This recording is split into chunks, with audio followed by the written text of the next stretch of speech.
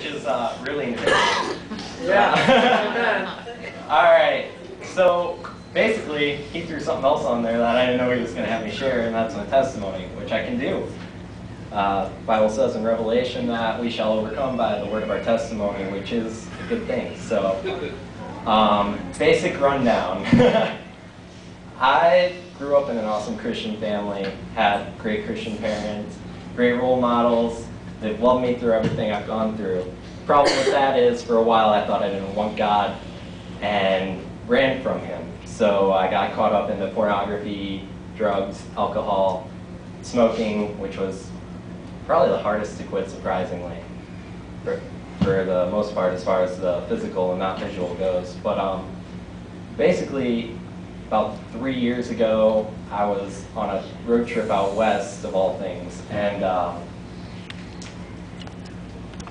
God opened my eyes to a lot of things, because I don't know about you guys, but up until that point, I had pretty much lived in Ohio. I didn't know there were things taller than 10 feet.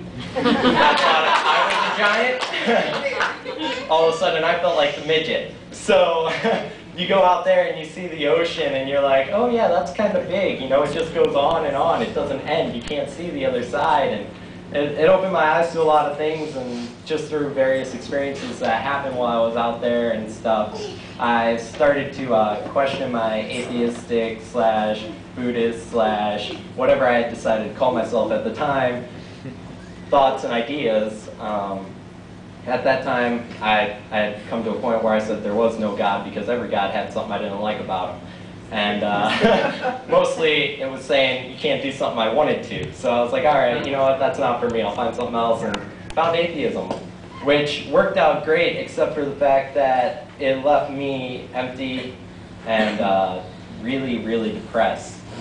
I constantly, throughout my entire life, was looking down at the ground, never held my head up high, never smiled. I would be, oh yeah, what's up? I'm smiling, I'm at church with my parents, can't let people know there's stuff going on here.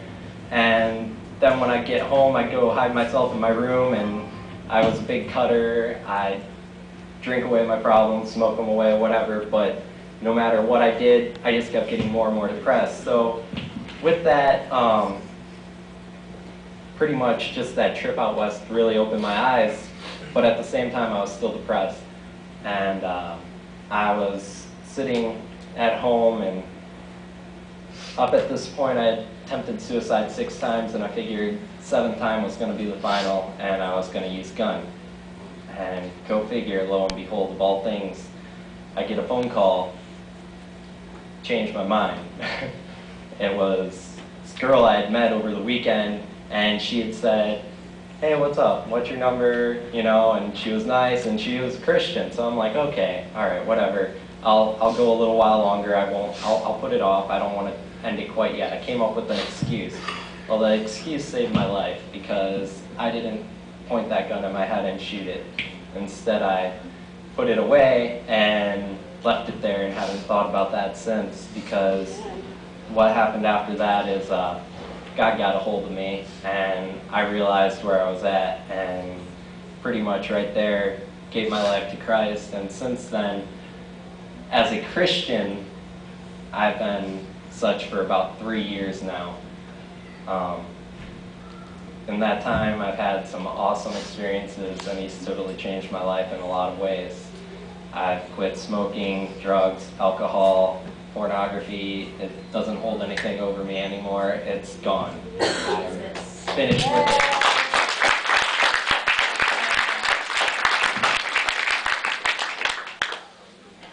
That's all important, because that's what drives me today.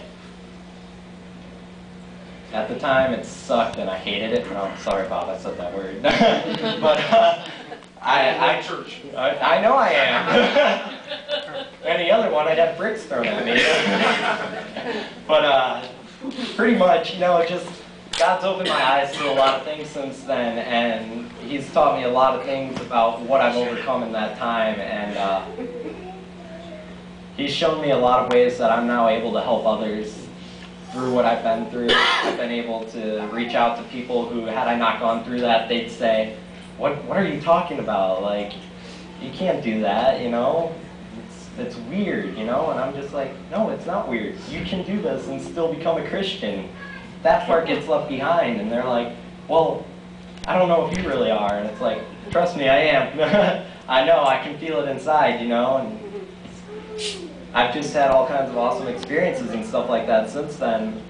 Some other experiences I've had is I've been able to go to Mexico over the past 2 summers and build houses for the homeless while I was over there. And these people literally have a well with a dead dog in it as their water supply.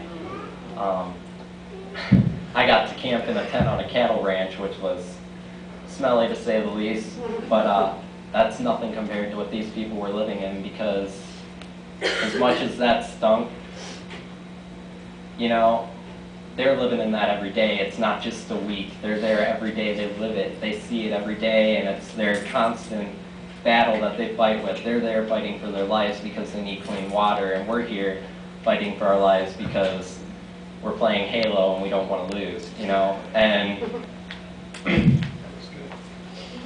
so that's one of the biggest differences, and that's been a real eye-opener to me.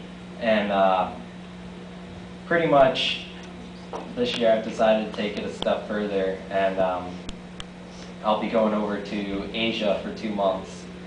I'll be over there helping build orphanages, taking orphans to water parks, just ministering to people. Don't tell the government we're actually doing that. We're listed as tourists.